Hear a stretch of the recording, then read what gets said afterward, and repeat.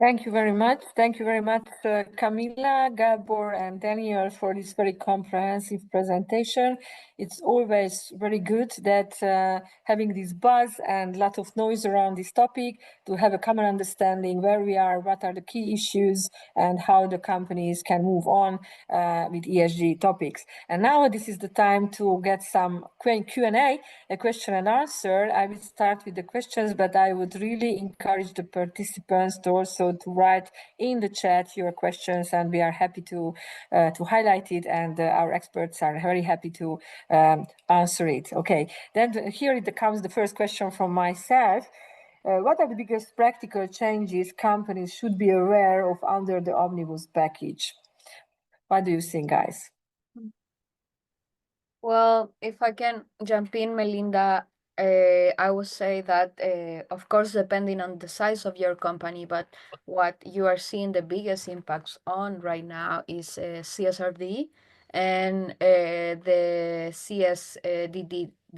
So basically, the Corporate Sustainability Reporting Directive and the Corporate Sustainability Due Diligence Directive. So those are main regulations that, depending on the size of your company or the revenue of your company, were really key regulations for you. And we are seeing there especially a big reduction of the scope. So depending on your size, you are no longer part of one of the waves to basically comply with CSRD. And that, of course, changes a lot what will you be your strategy going forward. So I would say, first of all, if you already were a big company and you were already complying with the previous regulation before CSRD, which was the non-financial reporting directive, which is still the case in the Netherlands because CSRD has still not been transposed.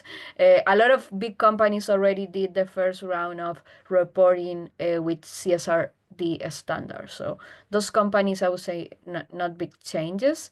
But if you are a smaller company and you were in one of those waves, and then you no longer are under the scope, then it comes a big change for you and the way how you will decide on how to move forward with your sustainability strategy. So that for me would be the biggest changes. I don't know if from Daniel, from Gabor, if you have any other opinions, but I would say those are one of the key practical changes. Okay, if it's nothing to add, I think that we got a very comprehensive answer from you, Camilla. Then here comes the next question. Is the omnibus package truly simplifying sustainability regulation, or it is just moving the complexity elsewhere? It's just shifting the complexity from this topic to another. What do you think? Yeah, if I may take this one, I think it's definitely does simplifying the sustainability regulation, especially for smaller firms. But the complexity goes not in another sustainability regulation, but going to elsewhere, especially for larger organizations. The complexity would definitely remain from a risk management perspective. And as we mentioned, that the ESG risks are still there, even if there are 100 regulations or there's no regulation at all. With the climate change, there's the ESG risk. And even if there are no strict and consistent reporting rules from the regulator, companies have to track and mitigate or try to eliminate these risks. And without strict rules, maybe there are guidelines, but it's voluntary now, it's going to be harder to track and mitigate these risks. And maybe that's why firms now would have figured it out internally by themselves, and because there's no comparability and transparency from their peers. So yeah, for the short term, definitely it's simplifying, but I think it's long term, and already for the bigger corporations now, it's just creating another complexity and another tasks to figure out. Okay, thank you very much, Gabor. Now probably the question comes to you, Daniel. What do you think, given the 2-year delay for many companies, how should firms prioritize their ESG work today? Yes, so I want to quickly go back to the previous question because I have a comment. I would say Please do. I would say the complexity is shifting towards market leaders, right, in sustainability. So for those companies that so far have dealt with sustainability and had a very transparent supply chain, it might be a big challenge that there is no regulatory pressure for the suppliers, which might also pressure the suppliers to be transparent and have a risk management mindset. So what I'm trying to say is that if you've been a market leader so far, it will be much, much harder for you to manage your supply chain well and try to enforce a transparency mindset onto your suppliers. So I would say that that's where we are shifting complexity, that those who have complied so far will have a harder time to maintain this kind of mindset. And going to your question, yes. So since we have a 2-year leeway, let's call it like that, it gives time companies to prepare even better. So we have a lot of insights from CSRD reports that are now published. First of all, this gives companies a good starting point in that they have a benchmark to compare themselves to. Like how should I report? How should I communicate? What should I do? That is the first thing. And also the second thing is there is no rush in compliance. And I think that is a good thing because companies will have the time to say, okay, let's look at where we stand right now. Let's look at what we have. Let's look at what our stakeholders expect in light of the omnibus changes. And this will also give them time to conduct thorough assessments of double materiality, for example, map up their current systems, what data they have, what is the gap between their position right now and what the compliance will need from them in one or 2 years. So I would definitely highlight those. But if Camilla and Gabor can jump in, we can talk about it further. Do you have any comments, Camilla or Gabor, to this question, or shall we move to the next one? Yeah, I would say from my end, indeed, like Daniel mentioned, indeed, it gives more time to prepare. It gives more time to decide in which investments, really makes sense for you to move forward because it's of course, okay, it's a regulatory effort, but as we saw, it's way more than that as well. So if you want to continue to have funding, if you want to, access to different kind of benefits or expanding your business, consumer preference. So it's still a strategic decision. So in that sense, it's more time, but the idea is to use that time to actually evaluate decisions. And for example, big decisions like how to conduct a double materiality assessment is a big investment. It requires participation from all the firm basically. But yeah, so maybe if it requires significant burden financially and in terms of capacity and resources, maybe you need to reconsider, think about it, make sense, how does align with the rest of your strategy. But if you are already in that phase, it has significant value to be able to perform it and then decide on how to tackle your material issues. So I think it's indeed extra time and use it for evaluating your investment from a strategic point of view. There can be more qualitative decisions and qualitative transformation plans to make things happen, because for quality and speed, it doesn't always work together well. All right, thank you. The next question would be, do you think the omnibus changes will encourage or discourage companies from serious ESG investments in terms of money and capacity and capability, building capability within the organizations? Yeah, then I can take this one. Yeah, I think for the short term, it would definitely decrease the morale to invest in sustainability, especially for smaller companies or for those even bigger companies that face in their eyes bigger challenges. But as maybe in the previous questions, we already touched upon this, that for companies that would see sustainability as a potential competitive advantage, competitive edge, then maybe for them it would be now time to invest to it. But overall, I think the ESG or sustainability investments will definitely decrease, because even now we are really saying that companies should not, and we do not recommend that now just stepping back from sustainability. And when it's a strict rule again, they would only start investing. But yeah, of course, those companies that still looking ahead, sustainability-wise, they would be the market leaders. I fully agree. What practical first steps would you recommend for companies preparing for the CSRD compliance, even with this new timing? Would you like to answer first? I think I can take it, because I kind of touched upon it with the last slide of my blog. So I think the goal here is to don't try to step away from sustainability, even with the omnibus package, because eventually it will come to you. And it's better to prepare than to drop everything and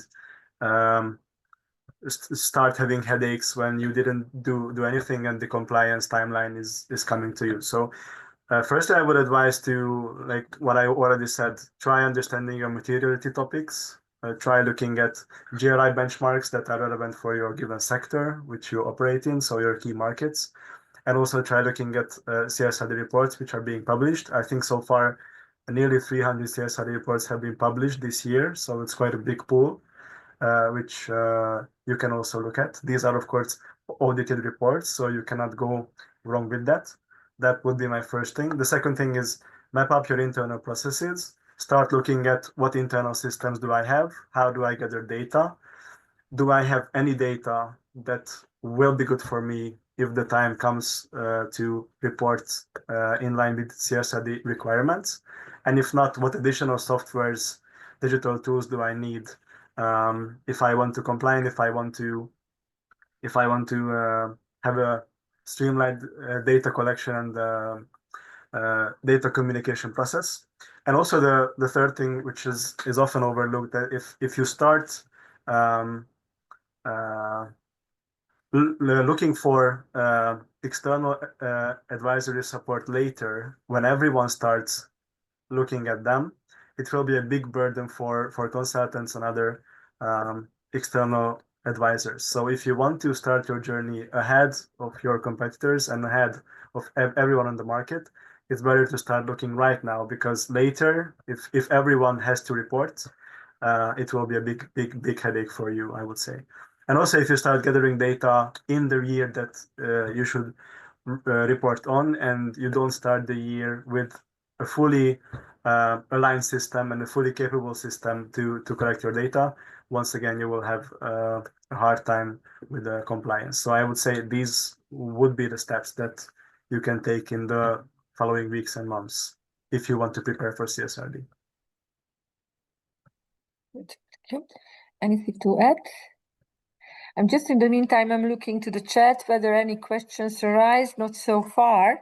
Please, if you would like to raise any questions, this is not time now to do it, because we are getting close to the finish of our webinar. But in the meantime, if I see any questions, I just raise my last questions. It's about, it's difficult to read the future, even to predict it. But sometimes we have to look around and to look ahead. What do you expect? What could be the future of the sustainability regulation and corporate ESG priorities after 2025? What is your best good feeling there? What direction we would move? Like you said, is of course nobody has the crystal ball here. Difficult to say, but I would say that my view is that the package is here to streamline, to simplify, to make sure that we avoid overlapping, right? To make sure that companies can optimize their resources, not to comply with the same requirement in different types of regulations, right? So that's all in the benefit side. So I would say that simplification, as is being presented, will continue its course. But I also don't see the European Union given a significant step back. So, for example, for me, Europe with the double materiality concept is way far ahead than most jurisdiction, and for me, it doesn't make sense to go back from that, and apparently is in line with the simplification, because that point is not touched, it's not no modifications expected there, but it's rather to keep in mind every company that either has to report or not, to understand what double materiality is, to understand that your business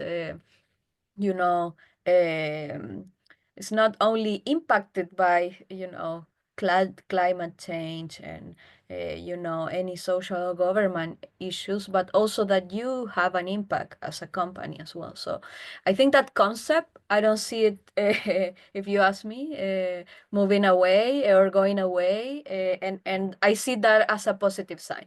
But of course, like I said, I mean, Europe is facing, as many other countries and jurisdictions, facing a lot of geopolitical challenges right now, and there's of course questions about competitiveness of the European Union economy. So in that sense, of course, everything that we can do to optimize and the resources of the firms is in line with that. So I would keep simplification going, but like I said, I mean, hopefully Europe can still remain being the front runner in this topic. Thank you very much, Camilla. In the meantime, we have a question. I would raise the question, and later on also Daniel and Gabor, if you would like to add also your comments and your vision about the future, then please go on. The question it is that, what do you think, which industries will likely decrease their focus from sustainability due to omnibus? Do we have any predictions about this? Thank you for the question. Yeah, thank you, Tamar. Oh, yeah. Sorry. Daniel, go ahead, Daniel. No, I can comment afterwards. Yeah. So I would say that those industries that are traditionally high emitters of CO2, for example, and those industries that are really frequent targets for greenwashing scandals, I would say that those industries are not really likely to decrease their focus on sustainability because of these aspects. So I would say aviation definitely, oil and gas, because energy sustainability is a thing. I would say those industries that are not that likely to get attacked this way might actually be so they might early decrease their focus on sustainability. So everyone besides these industries that are less likely to do so. Yeah. Okay, thank you. Yeah, I definitely agree that the traditional big polluters, but maybe if I can add the transportation manufacturers, auto car manufacturers, but also maybe the textile and the chemical industry. I think now they would be really happy to have this 2 years period time, that they don't have to strictly follow the previous strict sustainability rules. And maybe if I can add, not just on industry level, but also size level, where, for example, smaller importers, not that have a lot of business outside of the European Union. Now, if I'm not mistaken, they would be not in the scope of the CBAM. So they would also, I think, really decrease their sustainability focus. Very much. Okay. Then coming back to my, thank you for answering this question. Coming back to my previous about the future, do you have anything to add, Daniel, Gabor, or Camilla, final remarks before close down this webinar? Yes, and I want to put it into perspective. Let's look a bit outside of the European Union, because it is also interesting, not just to see how the EU will move forward in terms of sustainability regulations, but also the American market, Asian markets, how those markets, for example, move forward. Because as we see, the US is most likely also gets back on how tight and how strict they are in terms of sustainability. Asia as well. So ESG maturity is definitely the highest in the European Union. And I would say it will be very interesting to see how those other markets shape up, because of course, if those other markets are also into ESG, it will most likely force the EU as well to once again be tight in regulating ESG. So that's also an interesting aspect. I don't know, Gabor, if you have any more ideas to add. Yeah, no, basically you and Camilla said all, but yeah, if I just may add to the last that, yeah, I think in a few years, definitely we will be back, European Union, the whole world, when we didn't have omnibus, were following the EU laws. So that's why it's really great that we saw that what was when the sustainability was really in the focus and the scope of the European Union, that now kind of we can predict the future, that what the companies have to comply with. We only do not know the exact timing. So as one of you mentioned, now there's not such a high demand of consultants. So if I can do a bit of self-marketing, now that's why how economy works. Now we are cheaper for sustainability consulting. You are more affordable, let's call like that. Yeah, Not necessarily cheaper, more affordable. The value on the market, it's there, and a good. What I always I make a joke with a consultant. I always say that the good companies are hiring consultants not only when it is an issue to be solved. They are hiring consultants when they want to be proactive and they want to be ahead of the game, to be prepared for the future. And I hope that a lot of good companies are in this world who are not taking this ESG just because of the low regulation, but because they are really feeling responsibility for our future, for our kids, and for our Earth. Because this is not only a legal issue, it is our own personal responsibility, what kind of decisions we are making. Thank you very much, Camilla, Gabor, and Daniel for your good thoughts. Also to giving a comprehensive knowledge about where we are standing now in ESG, in omnibus, in regulations, and what kind of practical tips and focus areas you'd recommend it for the companies, how to still get in focus ESG, how to prepare themselves, how to go on and really build their own future, whether it's the regulation is strict, whether it's less strict, and use this time of 2 years for preparation, to really good quality planning of how the ESG is going to be embedded in the heart and in the soul and in the mind of the organization. Thank you very much for all the attendance.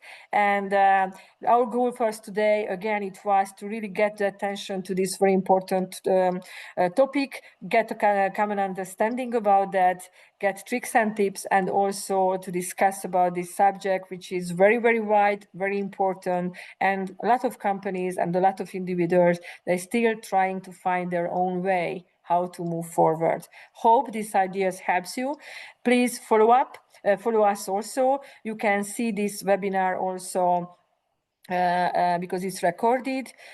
Please spread around, also send to your own contacts. Make sure this kind of ideas is getting in the public knowledge. And please join us on the 12th of June when we are going to discuss about how to make sustainability sustainable, change management, how to be part of the organization, how to build sustainability with the people and the organization, driving change and managing stakeholders effectively. We are looking forward next time also on the occasion in our webinar. Thank you very much for your attendance. Thank you for our experts and our team to be prepared this webinar. All the best for you. Thanks. Bye-bye. Good evening for everyone. Thank you very much. Bye-bye. Bye-bye. Bye.